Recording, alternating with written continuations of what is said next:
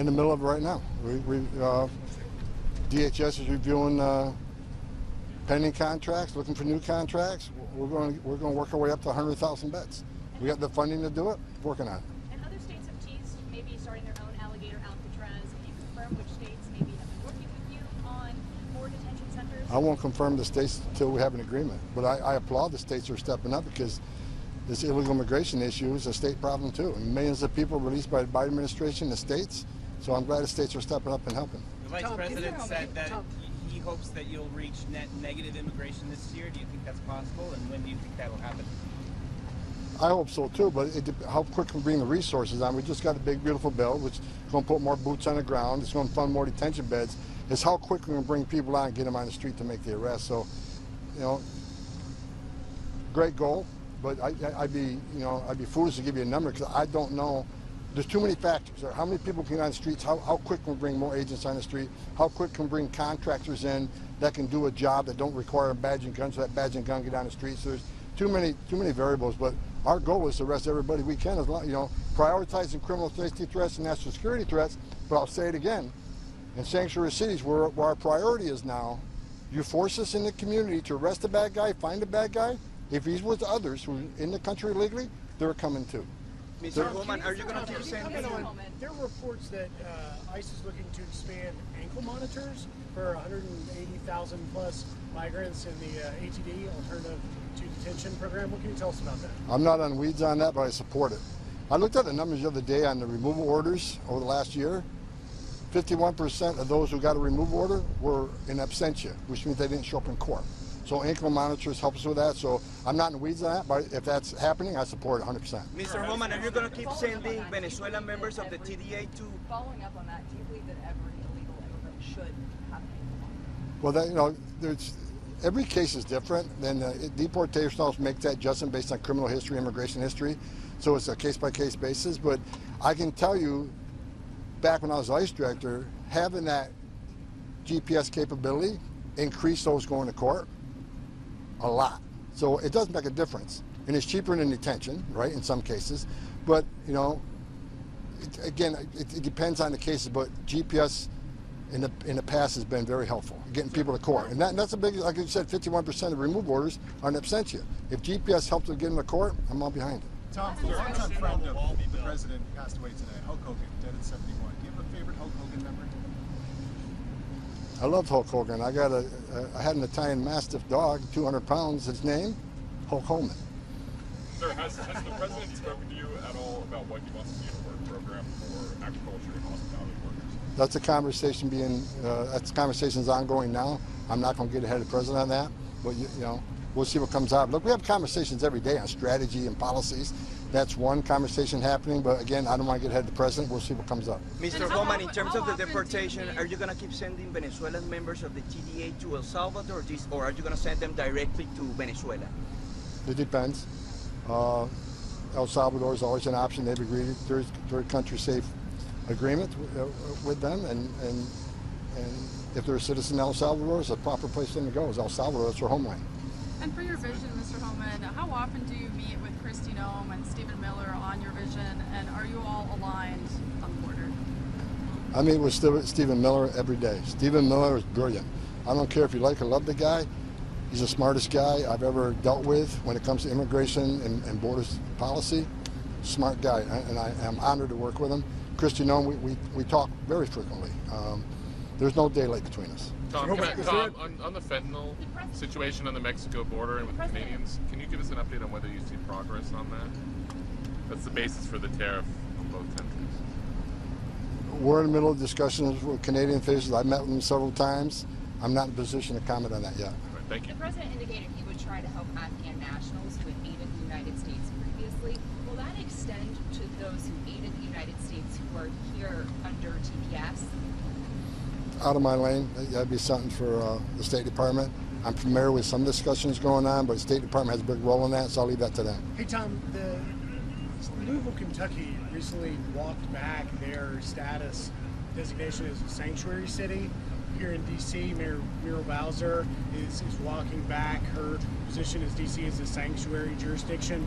Is there a message in there for other cities like LA, like Boston, like Chicago, and do you hope to see more jurisdictions change? Absolutely. Sanctuary cities are sanctuaries for criminals. Hard stop. Bottom line, that's what it is. And President Trump made a commitment a couple weeks ago that we're going to prioritize sanctuary cities. I made a statement the other day about New York. We're going to flood the zones. The sanctuary cities are going to get exactly what they don't want. More agents in the communities and more worksite enforcement. Why is that? Because they won't let one agent arrest one bad guy into jail. They're going to release a public safety threat back in the community. Now I got to send a whole team to go find that person.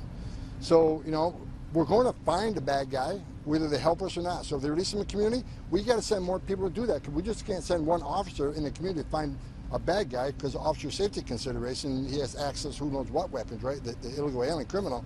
So we got to send a whole team. Now New York is releasing hundreds of criminals every week, right straight from the precincts.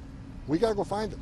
So we know we have a problem in New York City, and that's why President Trump wants to prioritize sanctuary cities. We know they're releasing public safety threats every day. We don't have that problem in Florida. We don't have that problem in Texas. So those resources can certainly be redeployed. I've talked to Kristi Nolan about it. We're going to flood the zone in sanctuary cities. President Trump made it a priority. It's the right thing to do. With our limited resources right now, we need to concentrate on the worst first, like we've done since day one. We can continue that, especially in sanctuary cities where we got no assistance. And as Do you have a daily quota of arrests you want to make the for assaults on ICE officers will continue to increase? I hope not, and I hope the rhetoric, especially from members of Congress, stops. I've seen members of Congress compare ICE to the Nazis, racists, terrorists. Members of Congress need to understand one thing. ICE is enforcing the law that Congress wrote and enacted. So if ICE agents enforcing immigration law, they call them a racist, what's that make Congress? They wrote the law. Congress, you know, ICE agents aren't making this up. They're out there enforcing laws enacted by Congress and signed by the President. I'll say it again. We're focusing on national security threats and public safety threats. They're making this country safe every day. It's the right thing to do. And I'm sick and tired of reading in the media that most of the people we arrest aren't criminals. Tell the whole story. The majority of the arrests are criminals, public safety threats. Who are the others? Many are national security threats. They may not have a criminal conviction. We got over 300 Iranians that we've arrested in the last month or so. May not have a criminal conviction, but they're a national security threat.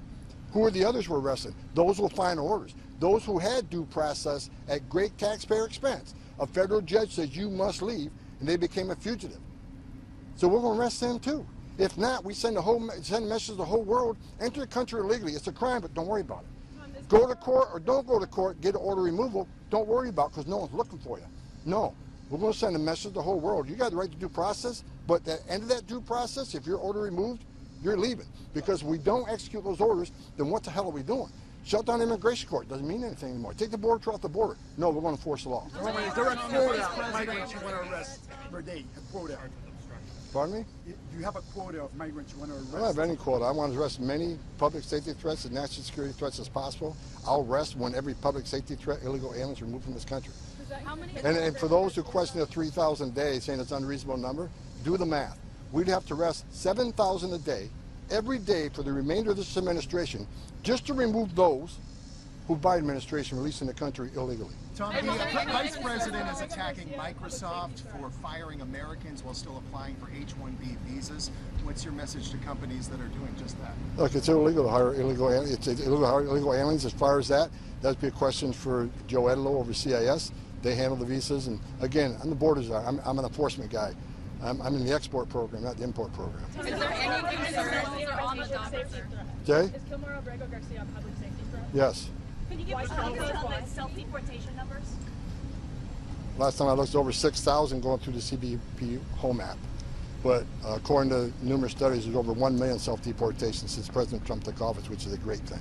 Is there any concern? Murder rate in history. How much do you contribute to the lockdown of the border to lower the overall murder rate? A lot. We've looked at numbers this morning, and ICE has over 150,000 arrests in the interior, most of them criminals. Every criminal ICE arrest makes the community much safer. That's what President Trump's committed to. President Trump wants a better, safer America, and that's exactly what the men and women at ICE are doing every day. And let me say this about the attacks on ICE. I want you all to remember, ICE agents are mothers and fathers too. They don't hang their heart on a hook every day to come to work. I'm sick and tired of the attacks on ICE. President Trump's sick and tired of it. You impede an ICE officer, you're going to jail. You throw a stone, you're going to jail. If you interfere with the enforcement, you're going to jail. We're done. We're done playing the game. We're going to enforce the law. We're going to make America safer, and we're going to do it with no apologies. Tom, you mentioned the Iranians, sir. Tom, you mentioned the 300 Iranians.